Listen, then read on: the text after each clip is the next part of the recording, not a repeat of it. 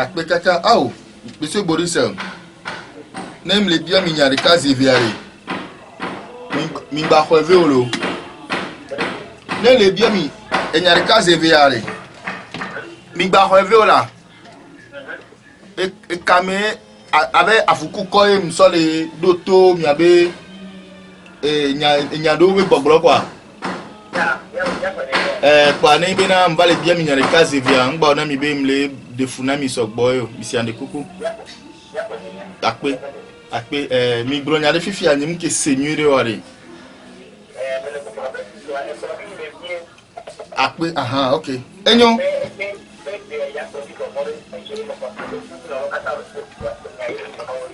akpe abere ke be ni kokokokoko ni le akpe mpopopo nyome ye nkana lo nyave vededi kafran ebe nyala no tito mene amewo medio be besi agbe nyari kankumia biare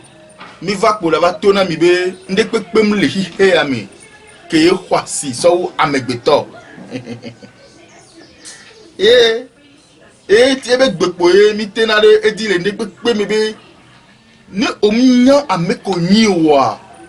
nye be nkan ni pepe que la trop d'eau alun kan pepe que la no si alun kan pepe que la no plus d'eau non alun kan pepe que la be nyon alo be le hin e won patare milano we selon de que be juromido selon de que didier le namido selon de que noa le wo mido e po milano plus d'eau na be ya e mawo pa makpon jijina ba gbe ya ye milano we gbesia gbegbe kaka ke o ne be kafran edo jona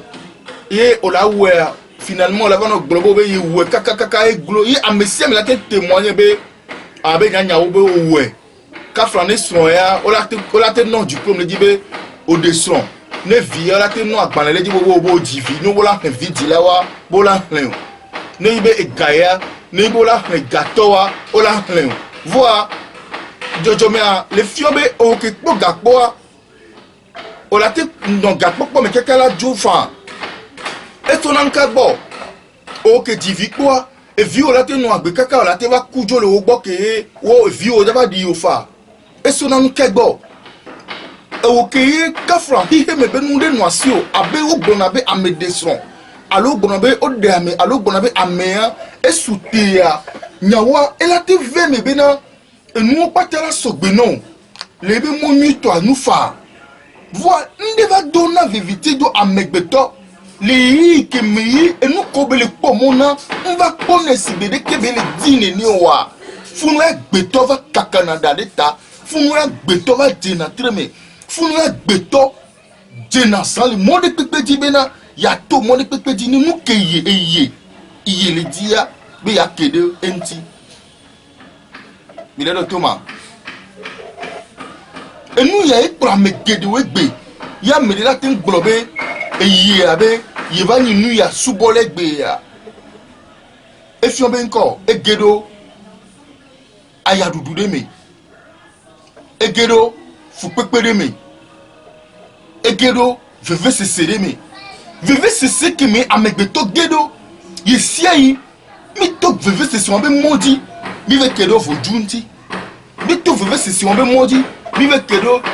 Jose Haunchi mi to veve sese on be modi mi ve kedo enu vo gedo lo kedo akbetonche o ve poe le ebe mo popo nucha mi va le na nkuri ti bi enu ya agbeto ye po ni ame ye po ni hihebe woto ke la ten globe enu ya la azonko nuka mdi be magbolo egbe ya enu gedele wo mi ke tafla chelo nsela nwasio gakeya agbeto ye kwela tem deoda nusen ko gbrona ela nwasio ke ye gbogbo ola trodo kakaka gbogbo o ma te peti o fa gakea o la te do agbeto be monu le egore pepe me a o la ti asi vevedia jokpesen fiala nenyi be egbe matin globe mi pomposo adebe nyanti mi pomposo amepeple obe nyanti egbe ade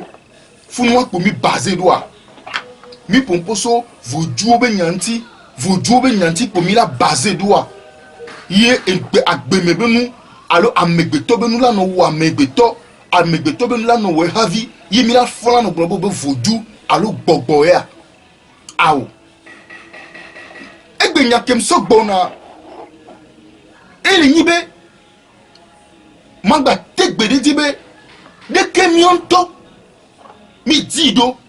le miabe manya anododo me de ke ma sole me ya eyeye bagbe mi le no egbe de kemionto mi dido imi le poya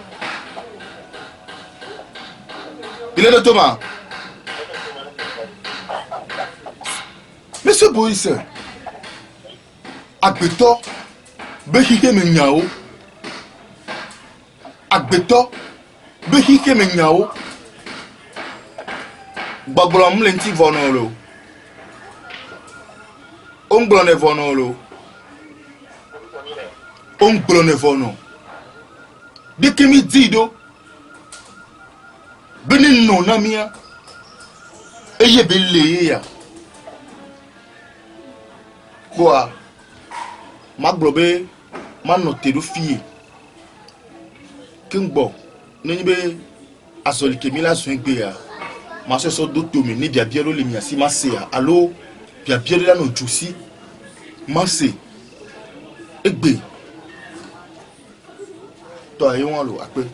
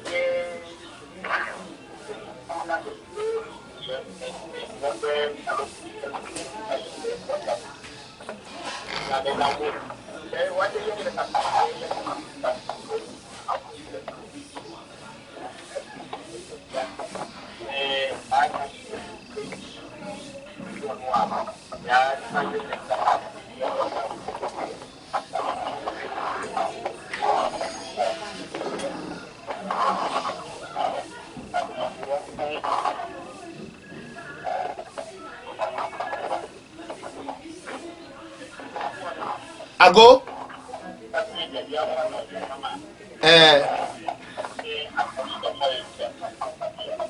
oh là là là là et c'est Boris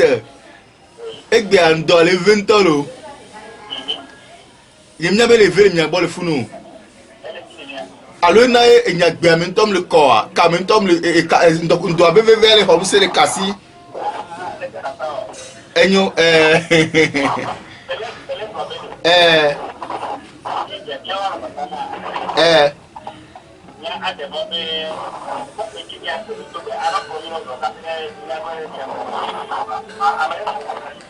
ah, d'accord.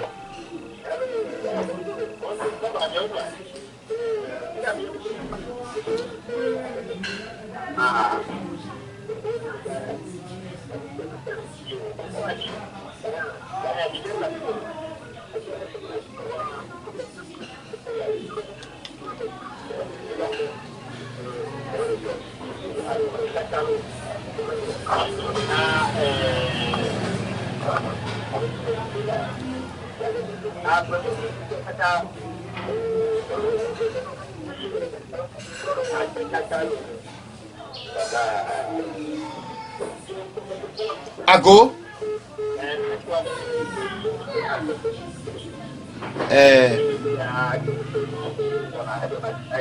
awo akpene kaka togwa be nkwa kufunu akponye msenyo gakia après chama base ba mda akpene lo ndo kugbe adi do gbena fun tocho lo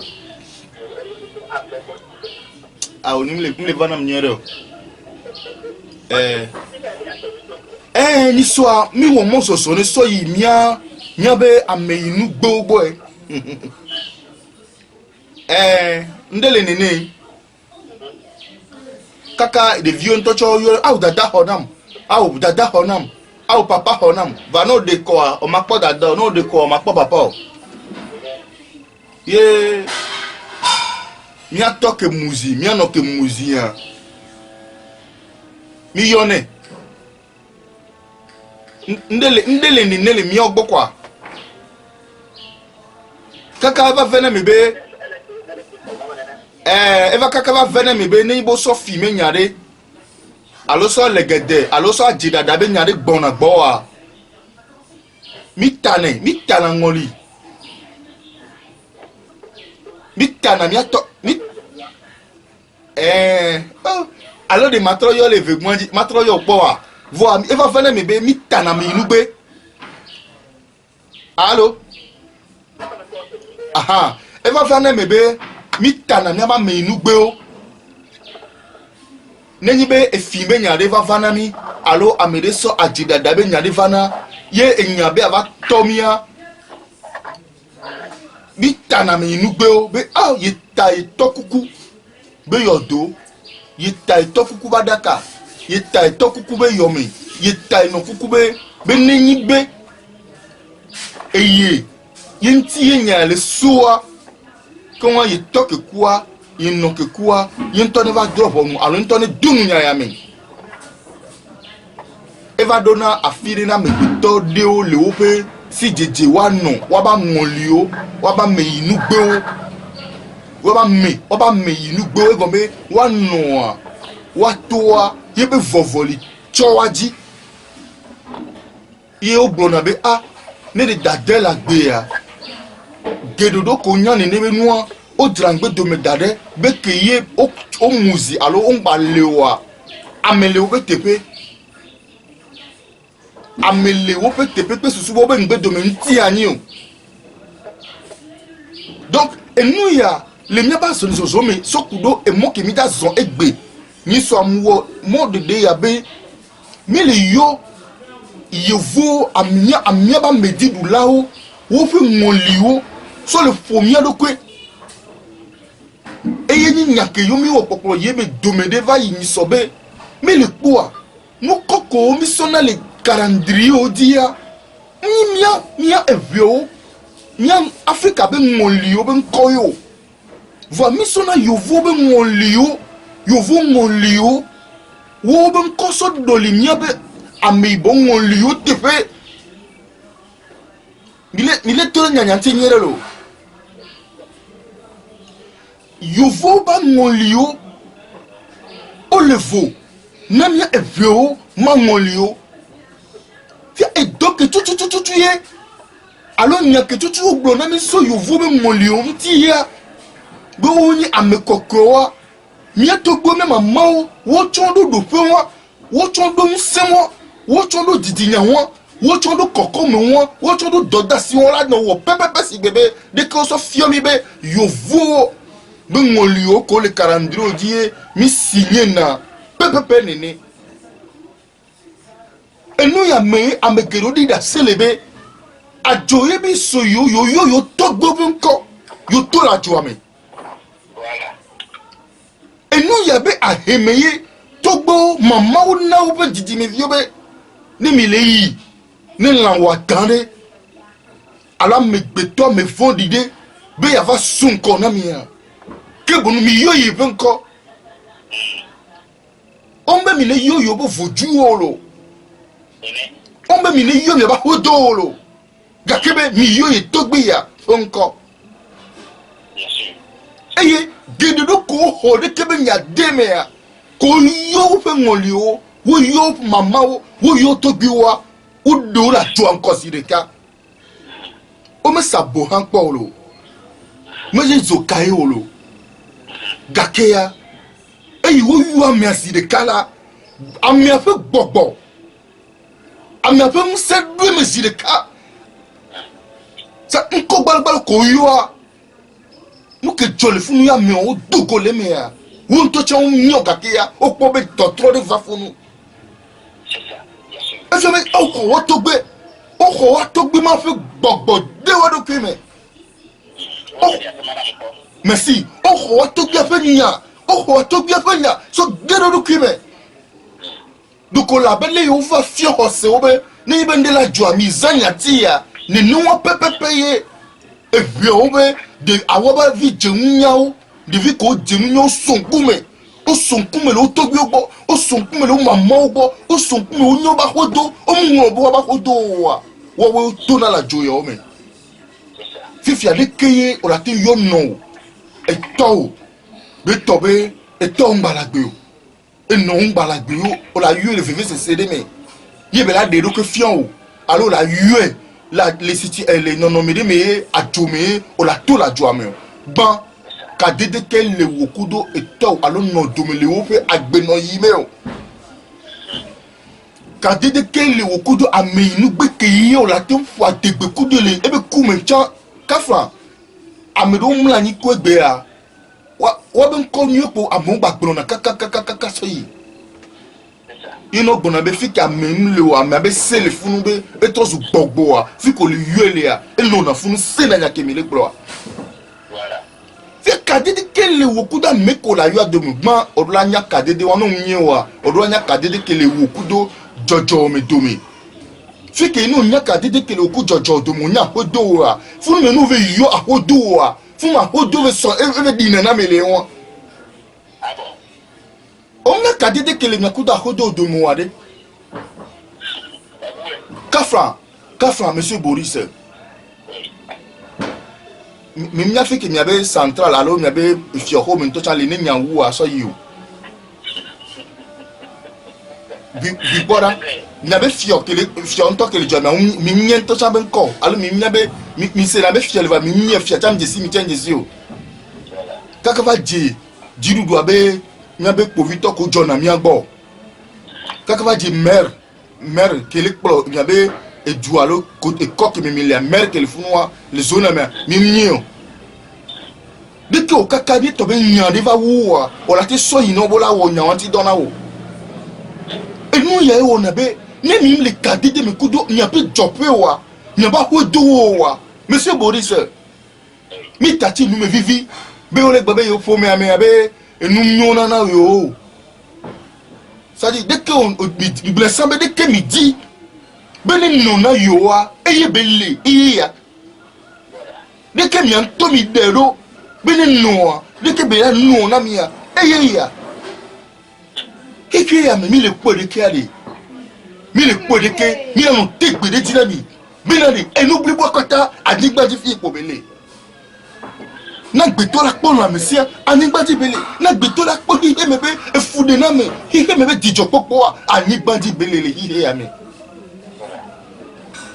fifia mi ve so ngolio ko ni yovo ba ngolio bi nko so fodo mi adoko me mi ve so ye me le gbobe nu fiafia no ko gbro na bi pepepe so yovo be ngoli nti boni ngoli kokowa elele miam ya togbi o ni ma ma fe ngoli ke ya fo fara le kamera ni allo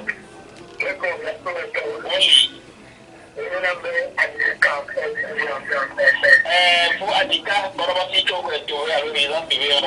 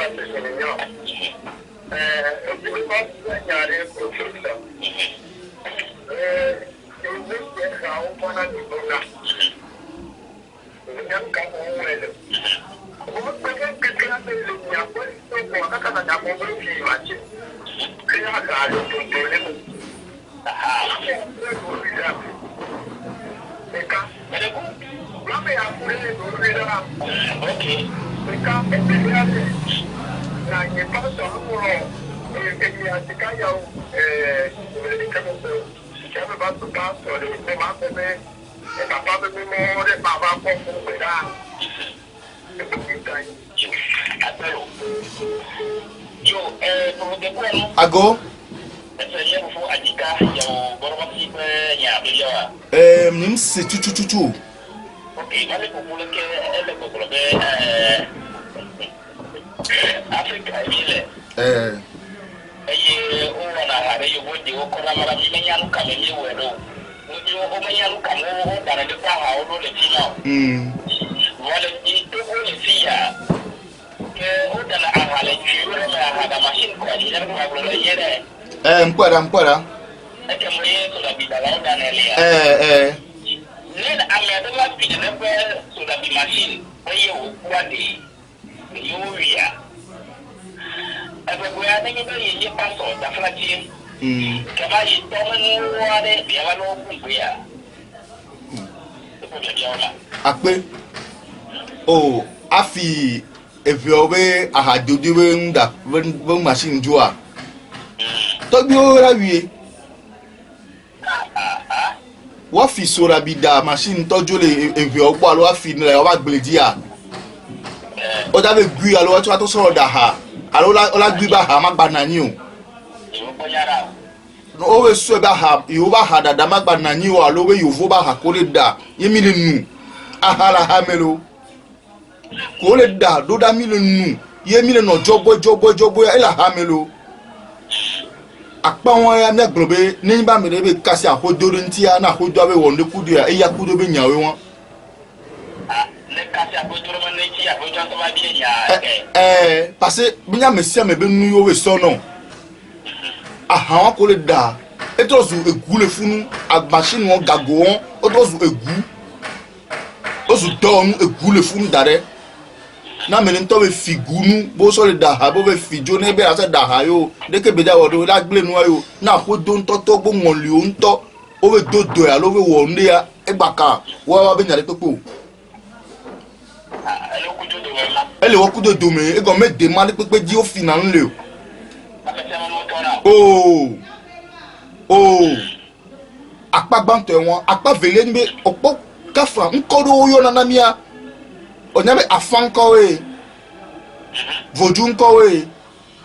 amuzu akapo afanvi wípé à èdè oní vodunkola be dogbo fífi àfọmọ nkọ wọn wá oní vodu kèye bá tógbó sọmọ náà bẹ nkọ ọdún náà dìdìmẹ o yémi gbọnà bínádé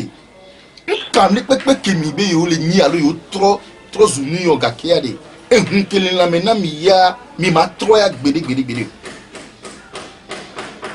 fifi ya ale bele yibe ameto so paso ha alumawu nya bro cho pas mamu na dola kama monsieur Bori nko gbalo kele wasi am le tro ehun kelen la mena ya la so kuku de la ba troba gymnastique kwa mena no wola si bebe na de enu ke wo na o le we fu meme ade egbale hume na wo ede na motona la no bali wule cha elsi be agbeki ba mi nona mi le wule la me domi kwa va ezena eva zena o na me kwa mi kwa nyaska me mi nyi donc nkoyam o mdaten tro egbe la tro so o be revenant pasteur afan ubo bishop international archbishop Bessa. Laissez bien.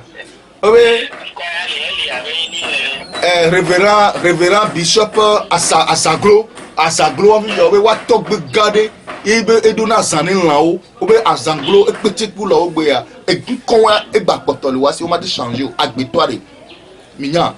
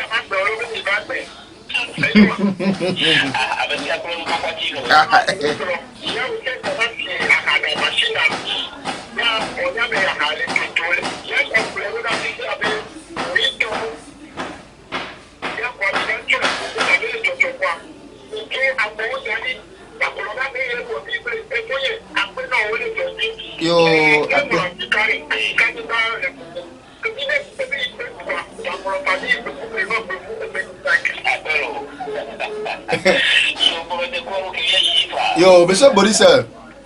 ne mi no dogbe ni tonton are mi ala gbo be mi ba gben. So pere obe to so pere ya fo to gbe obe wo cha be cha chi. Ne mi yo obe wo o cho ba me ya.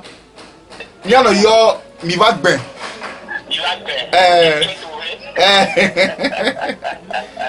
Se Boris, obe wo cho ba me. Obe wo obe vodu obe wo obe gbogbo obe wo obe yesu obe wo obe yesu monsieur Boris kadede ke le wo kudo eno alo mi nugbe alo akodo nugbe dome to azipe adima azipiro monsieur Boris ago le ajero do me ya amero na me ya be kaleje kamele agba to ko to mo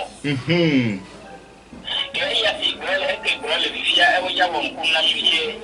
oh nkunu ko mi anto mi nkunu ka bele ona mi be mi atoke hemi mi be ba no mi agbo kaka be ba musiku mi ba le pole drame do yan ke mi le pole drame a ele gangere na mi alo le pompore na mi amero se na gbe ya. Donc kadede ngbale no kudo toke di odo mi be tobe o le nono me to va zedo podren. Monsieur Boris e toke hin na agbe o be jofe ya funu be le won. Ne ndonku so yi hose ba gbanlede mi le gbrobe kadede ngbale kuku agbagbodo mi. Monsieur Boris bia sanya wari na bia no la ko kuna ko odona gberale ameke kuwa di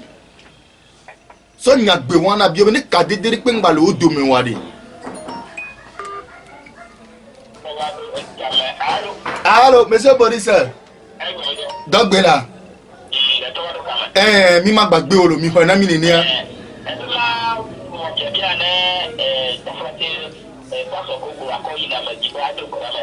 be obe kadide ngbale kuku kwa gbagbodo mi wari no fun na kora se na ema okay ye ina mi o le tuju me se pe pe ro ati don ti na ye ka to nenyi be kadide ngbale kuku kwa gbagbodo mi wari na mi akuare e ba hiyan be ola pompore di alo dogbere ale di ma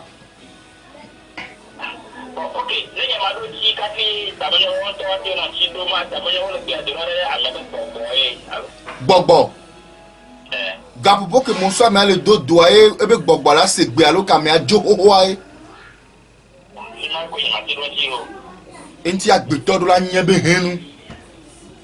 ti ke na agbeto jo be yi na mi gbeto do la yen be henu be mi ngbagbon be ehun kele tadina mi o mi ngbagbon be mi ato mi ngbagbon mi ba hodo ni ndem le nyu chane mi on to pe la diredo mi ma yo vori pepe be khose be na ma dra mi adenu mi adeto gbe nu ri pepe do na mi o wo va da va gbe nu oye o va tu afo nu keke meye ni ni yo so nu va eye won enu yo fori lan mi na mi fifi are monsieur Boris ameko le toji o nya be dilade le yo si ye ne ka fra o tane sigbe o tana o dilao Mais n'abe non mais va vana ni n'ame do tanwa no kuku o tanwa to kuku alo. Quand on a meilleur ko le todi o te tanwa no kuku alo no la ni ne non mais va dogoa o do nan ko wa no le wa gbe no be e dada e papa a o foni ne ni wo lile alo ne le kakaka ne po via la femme via a mon do tonu kem da glon. Et là et nous ma trop la fille de be et nous ma no mi mianto mi la fonza ano inu opo mianto mi fonza no di gbogbo akoto be gbogbo foju be gbogbo avo no yo yesu ban college be solo won kunu na mowa nya ne be no vo mi so gameke mi so pompo na me oko o hu be di be yo nya be aw papa gble o dade la e gbedide la to wo papa mjo le bien gbo se papa trop va donc autre divia o papa va que on va vivre trop divia et va dada trop va voilà et va nous le pèsega ko be ko na wa to zirika nous le pèsega ko na wa non zirika ko be ah papa trop va kabalo papa ngle o dernier vo o sona de viwa de toku non te pe o sona de via de wa toku non te pe zirika ko yo de que papa ba to va kabalo ke o mais na be noa e pe o me bele. Est-ce que Amesia me le pon moins bien? Mi le pon ne be noa. Ameke le pon ne be noa. Ne do to mu ke jogbese. Nu fia la le globena. E va vaner me le mia me ado pa gbe me. Be mia no koku. Mia to ko inu gbe ya. Ne mi va do no me do me ya. Wo we mi do na fa yo na. Aw. Papa e.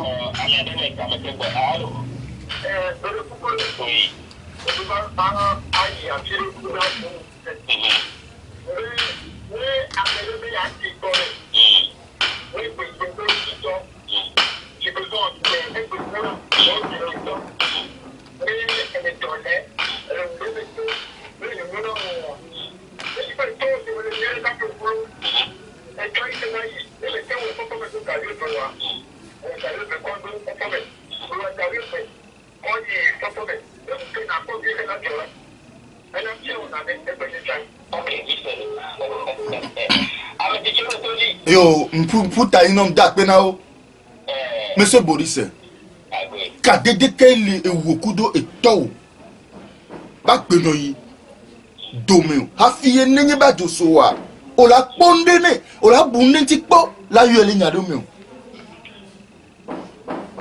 Ka dede kele ewokudo gbogbo ke nto le tadina un tocha sibe jojo me ke onia domee ninde da jo la kwa tia ko be eye ma be yo to ke gbe ni eye pa be yen fun ka dede ke le wokudo ewo ememe to adome yo yo na be eye ma be eye ma be yen fun ka dede ke le wokudo hihi adome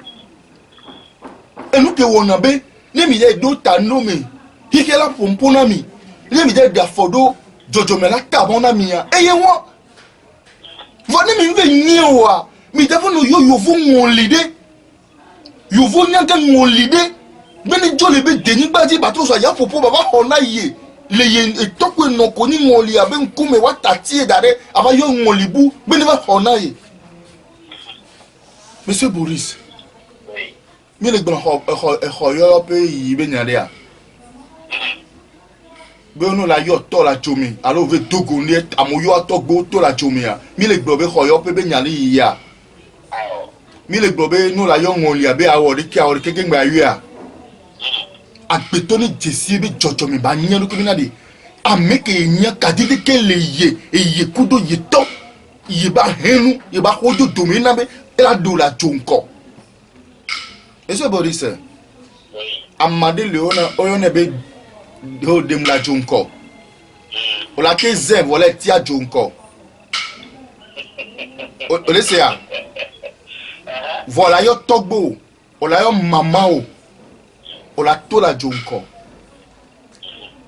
ka ame vondi oko daba somona wa papa ke yo be ofi aha da machinare papa nika vojuwe wa koko machina vojuwe gbogbo wa koko machina de keke gbogbo la badum serecha monsieur Boris machine moi a fait me kobela no va keni amegbeto du jeli dila setame Bon, bien, malo da pas gbesi agbe là non. Zanga de be mi an fi onu amo. Mi no ble fi kudo mi ado be gbogbo Yesu ma we gbogbo kokwede. Ne mi adati mi ado ki na gbeto. Ba no blasi da gbe mi na mi. Ne mi ano ble mi ado ko nini. Bo be gbogbo we ntala wa pa na e. Vo ade ki agbe wa le do dole le o so le do le ko e. Le ka gbe o me nyon le do le ko e. O mda binani. Vo dribade va do do. Ameli si mi na hihe ya agbeto ye. O fio mi gbogbo. O so gbe le mi anti. O fio mi ma o so le gbe le mi anti. O so ma o na mi le se ka me kudo mi. Ke baba ni ra gbegbe nto cha mi ade vio. Mi ade nondo, mi ade nusu do to. O to so vodio gbe so fia mo to le to vodio me gbe do mi. Le gbe la me onti. Enwa. Enwa. Que y ble mama o ko mi to gbona ni le didiyan lonu o wo hun na gbeto o kwa gbeto ba gbe o fi ama gbeto o enyu na o la o vli odo la o kan te fe na o la o no fe la o fa ze mi agbo la o no te fe la o so o kaka gba so abe vi on to so na o no de ba amedro vi on ni no divina o la egbe ade mina mi atro gbugbo va mi be jojo mi agbeto ni yero ko mi ngbo ne be hona mi la fi pepe so agbeto nto lo futo ri pepe mi la fi so agbeto nto ni on to ke gbe ni futo mi on to ke gbe ni hona mi a ni ndem li nyure la pe o mi wa di mi la be ri pepe ba paton apata nu ni mi trova ka dede kai le mi akudo ehun ke na mi agbe amu mi abe jo fe wan lo eto ke yin na gbe na o ina cha na ji wa de ka dede kele oku to do mi ka dede kele oku do no do mi am nu suku no ve won po e na va yi ya me lo wa de ke mi akudo do mi le do eto dadi nu na eno dadi nu na alo wo nto fofido to alo fofido no o ti abe epotobu eponobu Monsieur Bodisa, he heard me mille. Ni mnyare ke bele na mesia me da fifi o. Voa, mesia me ne yebe didinya gbo. Le nya yo mebe. Minda so me be didinya so yido amade gbo be minya mayo. Il est bien. En nya gbo ko bi la gbo. Mila nya ti gbo ko bi la gbo. Nu kenna amedo we yina wato wa no be yo doji be fananvi. Be dena kuku le funu. Nke na medo o yina wato wa no be yo doji la be tre yo do na o be yo do ma gbon yo do am afi pe ma kane o nke no mi pli hectare mi pla ni bon plesimo 300 so mo won ko dade di va miato nya no nya mama be yo do no to fun yo ma nya bo so stima o do won po va hike mi agbefule wo on va décider be ah ne do ya ku ijipo bo ho be nyu na eso contrat o keke do me gble o ke hona milliard lo be contrat le chaque semaine mi o ngba nyan ke la so gacha so wa egbe ya na me dem do ga no me dem no ga o ma du nu parce que mal no so parce que be na ele po mo be ni o baba po dode alo nu baba le carré me na wa relation ke ko couper ke mi wo tu kara pepe o mi bube no keke ya mi bube mi bube e cha me nwe ya pastor blibo le podium di le gbobe gbo angba me nwe father blibo le gbo angba me nwe apobe ntom do kakare di nke juge abena le yo passé o ba patok para be yo di pécheur malgré bo gbobe le plus ba monsieur Bodisa nkoko mi soa ne nyona nyanya me na mi gbebe yo vo be ngonli be nko eni Augustin van ke jona jina me mi anto mi nyen be na mi nte yo na mi ko be Saint Augustin agbere o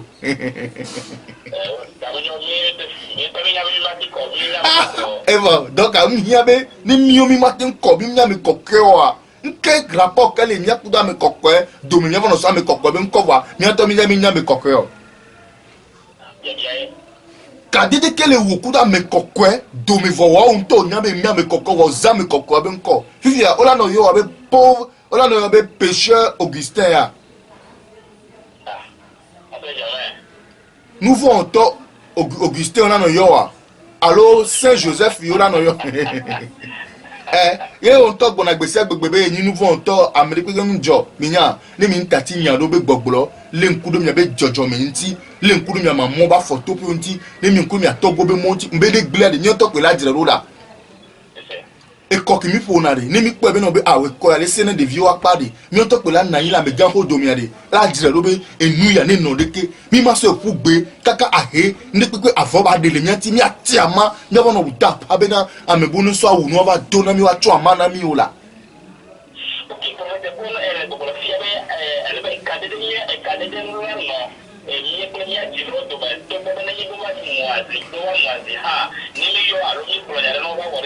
nene hihia bem sen le mi le na jukwa won yo akpe ma ye dina mi nwere le e mode de pepenu fifia mi ameko ka from di siwa di la o ameko e ka fra le kengo atoku wa no ku le ugbo me ro ke o cha on po di lo po di siwa te gbo bebe photo che on cha de ke be no na do fike agbe ya parce que amepe na ni agbe afun me joso na mi won agbe jope e won jope wo e won ahodo wo e won e topo ba hodo le e no po ba hodo le so do de pepe mle o do me a dota si le di o de ko lo ra jire do o nga te ba gbegbe yin ga ni o to no ba fami bu ba be ni o cha e hun kele na me no ni fami won be hun yo donc de ke mi la wodo yimi o cha didi mi ke gbona na mia le so ke gbona mi ni mi va muzia onya be togbe ni ku do mi gbona jaba ni soro togbi egbe ya e so ke gbona togbi o view jaba no mi atanya si mi jaba ni togbe ro mi jaba ni togbe soro mi jaba ni mama o soro togbo be togbo le mi si va iga ke o cha mi togbo we va mi o cha mi jaba ni togbi na me ko le togbo na ro enti ya mi no po da be de kemi da dedo be ya bio de kemi da dedo ye be ya bio a ya le nkudu nti so gaya mi donc a kembo o la kem la be aw honam aw jogbese ni ka de ke le wo ku do jogbese wa do mi eye yin gbanto a ni mi o amedo egbe ka fra mi di sakaka bo wona yo dopo saji be nke die mo la to la hun na jogbese wa mi akwimile ka dede mo ade monsieur Boris ahoke mo le are ahoke mo haya holea ahoto abo omto na fufu la kwa mi na ye same ndokusu me chomto na fufu omwuna eha omruna ha la kwa mo mi nyanya won we fi atogbo si be mi abet mi atoba ho me a le mi atoba gbeno yi kodo mi atogbo ba gbeno yi me a o ma so avunva kwa mo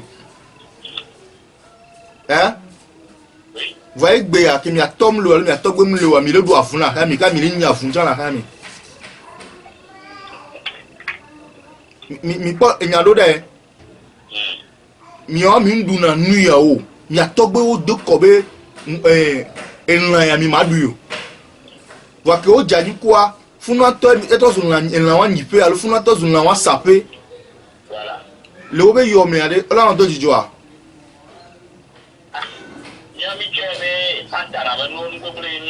ela togbo ba ko do aye la si bibinare o va kede nu ati o mte réaliser alo réussir le pepe o togbo abe demandi ko gba poto le o le semia togbo ba henu ko gba poto le la si bibina no baba tro jimi to trampo no mse bo we planning gba no le Israel o be atu ho do funu be ni o dibe adun na o de pepe adu ile funu et on va le douan le Coran le bla ko do na ko do va lewa o le va so dara zeodi bi pe a ne ahe wa fomi le po me voa e va bi la va so dado amesisi ko le me po me di un pon dadu wa mi da ba no kan fana la ba no to mi da ba no dogbera aba so no to mi da ba no din en raison aba so no to be wa we ni ke to le nti fia ke woni ke to le nti ware ne vode do la sare gbogbo la sena lo wa jabe sena bia bia elo oba menu agbele li fe o obo ya so fe kebele li ya so na gbogbo ba jo hobun ami antojo livo chugbe pole anya ejajira ese bo ena be si ti o gbona mi na de no ve ka fon se ngoli be nko alo ngoli le ti yo mi no gbo son kebele dianu pa ngoli e jona e trona ani gba o de ti afide raison que nti ya me gede wa no wa to wa pona dron wa lo o plono kaka so fi ko o da oba ni gba ho maro ne matela me gomi o wule doa o pona dron kuma na me era so be ni kaka kala ba hun to alo de violence no kwame ga kala mo no beli won ji ga o ma na gbele bi ani gba me ho ma le e gomi jogbo nu eto an keke gbe le mo ji ka ba do po ora de matela to boya tozo matela ola poma ne amega wa ba pola pe ka ba do enu pata ni na nyagbe ani doke nya to nya no alumi ba hodo va fona dremi le agbegbonu fi le fantome gbogbo mi chan e won fe be o le ka dede nyu mi ku akodo o le ka dede nyu mi kudo ape estogbe se o ila na e la no dodon o me a alo la gbe on keke me a o la no nya fi ke ye do nti ale no ne nsude da ba do agbe mi na wa agbe o me ma ba ni ayadudu egbe o ma ba su donu egbe o ne nyon de le ba do agbe mi no be ba ba ni tukuki na o egbe o le kiki o mi wa to su donu ti te pe de ka o wa ke won oron do to jogbe se o ne o la so gado ajore mi kafan amero dina bo apo na yo wa do e kan fan po c'est bien voir nyambe ne kuvi eto la si ona hodo le kadede mi hotel to be woni o le sele on to do ko me a on ba nyambe pe la no guide o lo va mi dina be moi ni dina ba mare wala ni e di mi le wen ke na mi e vois on m'a pas ma dia me pe be an ke va do e be sesele na me ba pa dia be amene ni ba wo re te fe na yo mi pe a non mi ale nkudo mi alo kyomti ve fede e soa ni hihia de moi mi la yedi ngoli yo iye da pena prophétique ko no fito lo makeli en gare ni kibe wado a defle marge du destin ko no am yele 99 46 05 40 99 46 05 40 allo 90 83 11 84 et nous informons tous nos auditeurs qui nous écoutent sur les 3W à l'extérieur, en France, en Amérique, en Allemagne, qui peuvent venir moi j'ai du dessin pour faire des cours sur le 90, 83, 11, 84 pour des entretiens en français et au 99, 46, 05, 40. Voilà, ce numéro doit être précédé par plus de 228. Voilà, c'est quoi non? Ago akpe ndeye amsisi onya yo bonabe eno yo eklijaino eto eklijaino nimnyoa kusoya ola bunkumene no fui no fui kodenesia voyant ko klijaino ya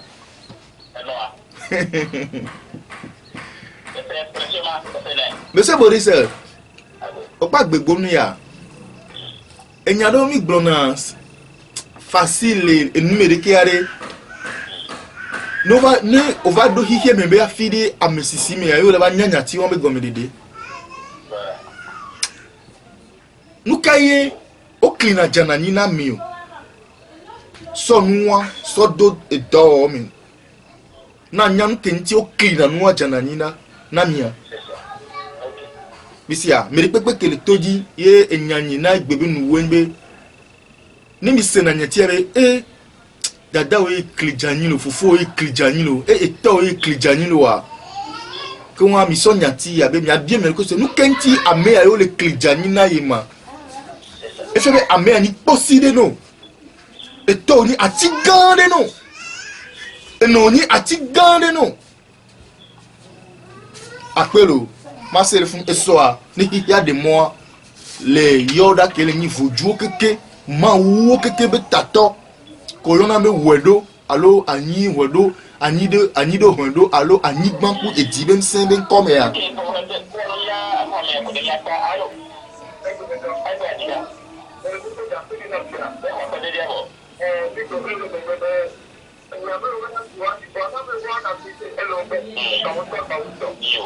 Agbẹ́gàgà yóò bí ẹ̀dàgbẹ́dá tóbi lọ́lọ́ ẹ̀dàgbẹ́dá àpapọ̀ àlì Jonathan yomito àgbẹ̀kọ̀tùgbìn bọ́lá sí yomito ẹ̀dọ́fẹ́ amẹ́ríkà rẹ̀ kẹ́kọ̀ọ́ ẹ̀dí alo. Yóò bàbá ìpè kàmá ẹ̀ wọ́n ní kẹ̀kẹ́ yìí àti ìdòrí àti ìdọ̀.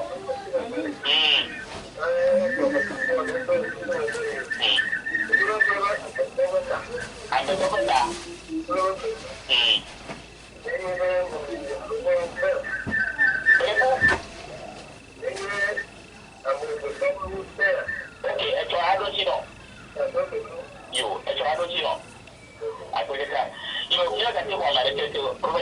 Ago